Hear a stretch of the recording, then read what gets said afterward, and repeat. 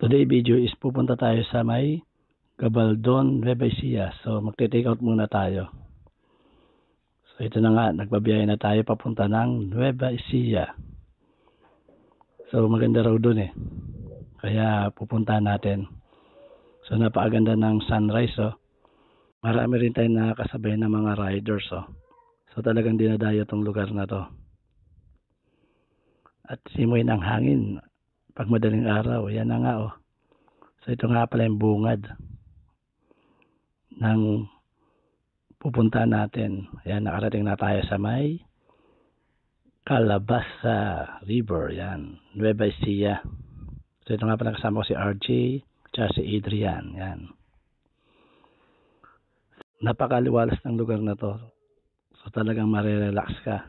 Ayan, ang daming kubo. Yan nga pala yung river. So lumalaki ito pag umuulan yan. Ang ganda talaga ng view dito, lalo sa personal. Yung mga bundok. At yun, nag-ATV pa ako. So alam ko 400 is 30 minutes lang yan eh. Pero magsasawa ka na kasi matagal na rin yung 30 minutes eh. Sa init ba naman yan? Ewan ko na lang kung tatagal ka pa. Pero maganda. Parang modelo lang ng ATV oh. Napagkamalan pa akong Johnny Bravo. Yun, aliwanag ng tubig.